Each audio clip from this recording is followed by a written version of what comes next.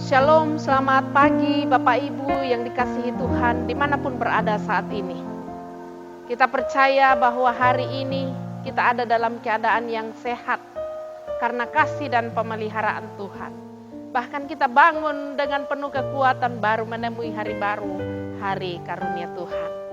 Untuk itu sebelum kita memulai aktivitas kita pada pagi ini, kita mau mendengarkan firman Tuhan. Tapi sebelumnya mari kita berdoa.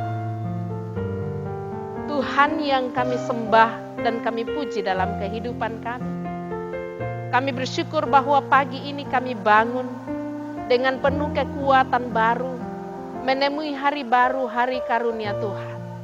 Terima kasih Tuhan, karena Engkau mengasihi kami, melindungi kami di sepanjang peristirahatan kami.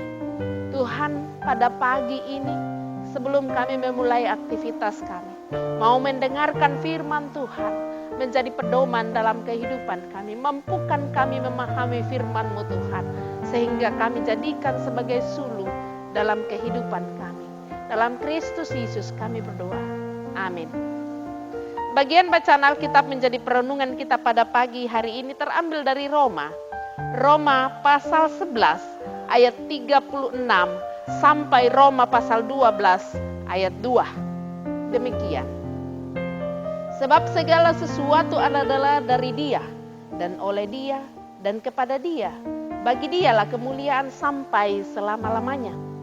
Karena itu saudara-saudara, demi kemurahan Allah aku menasihatkan kamu, supaya kamu mempersembahkan tubuhmu sebagai persembahan yang hidup, yang kudus, dan yang berkenan kepada Allah. Itu adalah ibadahmu yang sejati.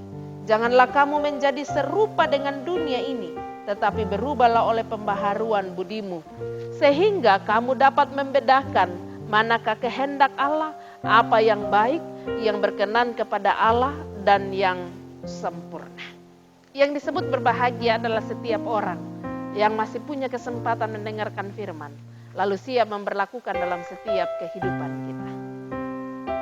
Saudara-saudara yang dikasihi Tuhan, di awal pekan hari ini, kita mendengarkan firman Tuhan dari Roma ini adalah sebuah persembahan. Di akhir-akhir ini, ada banyak yang dilakukan orang untuk memenuhi tubuh supaya kelihatan ideal. Karena tubuh yang ideal itu sangat didambakan oleh setiap orang.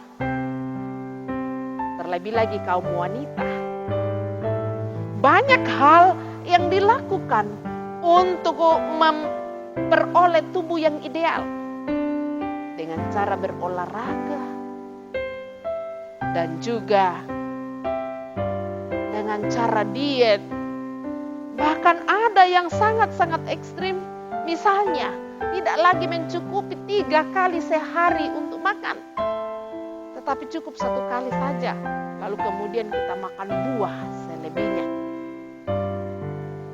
Saya kira itu tidak salah saudara-saudara.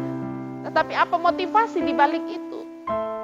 Apakah kita hanya untuk mendapatkan tubuh yang ideal? Kalau hanya itu, sangat kurang pemahaman kita tentang menjaga tubuh. Tubuh yang ideal memang bagus, tetapi bukan berarti bahwa ketika kita mau mencapai tubuh yang ideal, poster tubuh yang ideal itu, lalu kita menyiksa diri dan bahkan memaksa diri untuk tidak nyaman karena ingin memuaskan pandangan orang lain bahwa wow, tubuhnya ideal sekali, bentuk tubuhnya ideal. Saya katakan tadi bahwa tubuh memang perlu untuk dijaga, bukan hanya untuk mendapatkan tubuh yang ideal, tetapi untuk menjaga kesehatan sebagai bagian dari rasa syukur. Jadi saya katakan tadi motivasinya harus diubah, bukan hanya untuk mendapatkan tubuh yang bagus, tetapi yang paling utama adalah ketika kita menjaga tubuh kita secara baik, menjaga tubuh kita dengan ideal, Bahkan ketika kita gencar berolahraga, bukan karena hanya mau memuaskan pandangan orang lain, tetapi kita ada dalam rasa syukur. Kita harus menyadari bahwa tubuh kita ini adalah pemberian Tuhan yang harus dipelihara, harus dijaga kesehatannya, harus dijaga kebersihannya, harus dijaga bagaimana dia supaya bisa bagus dan juga bagaimana supaya dia bisa sehat.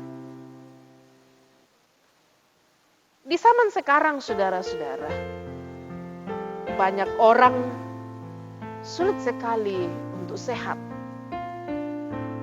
Apalagi di usia-usia tua. Tetapi coba kita melihat orang-orang tua kita dulu.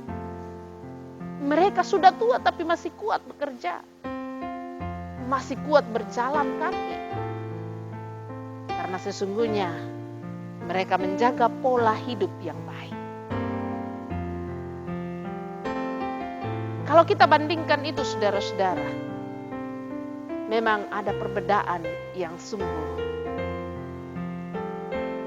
luar biasa. Tetapi harus disadari juga bahwa tubuh itu seperti mesin. Jika tidak dirawat baik-baik, maka cepat rusak sebelum waktunya. Kalau dalam pembacaan kita pada hari ini, Paulus mengingatkan bahwa segala sesuatu termasuk tubuh kita ini berasal dari Allah. Maka baiklah kita memperbaiki dan bahkan memelihara dengan baik untuk sebuah kemuliaan Allah. Bahwa tubuh manusia masing-masing, yaitu tubuh rohani dan tubuh jasmani. Kalau pemahaman orang pada saat itu, paham masyarakat pada saat itu, pada umumnya dipahami bahwa tubuh rohani itu baik dan suci, sedangkan tubuh jasmani itu buruk dan jahat. Karena pemahaman demikian, saudara-saudara, maka Paulus mau mengubah pola pikir yang ada. Mereka ketika melakukan dosa jasmani dianggap tidak masalah karena itu dipisahkan. Maka Paulus mengoreksi pemahaman keliru tersebut.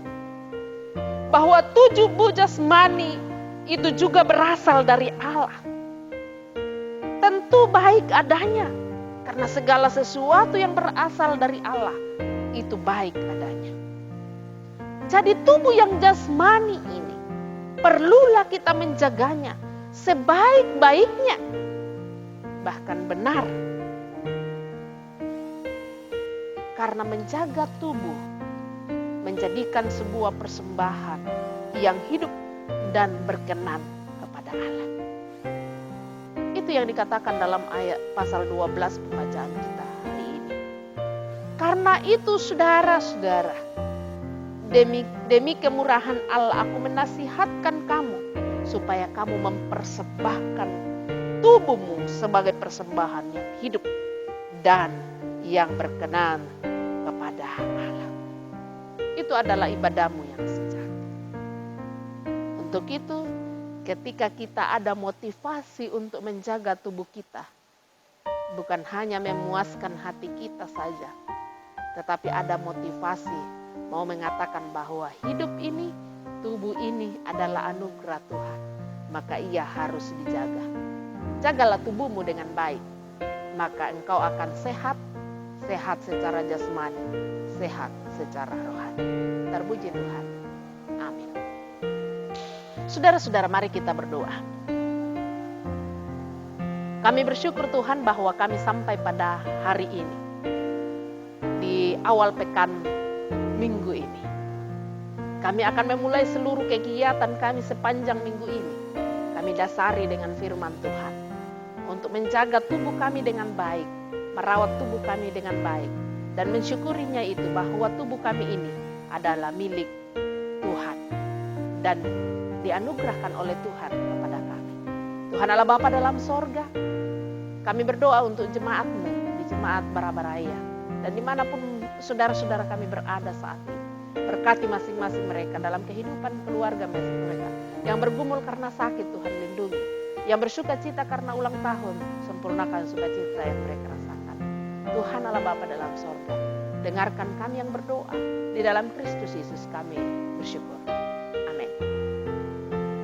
Saudara-saudara yang dikasihi Tuhan, kita bersyukur bahwa kita telah mendengarkan firman Tuhan. Dan supaya dinikmati oleh semua saudara-saudara kita dimanapun berada, silakan firman Tuhan ini dibagikan kepada keluarga dan sahabat. Juga jangan lupa di like dan di subscribe. Tuhan Yesus memberkati saudara. Terima kasih.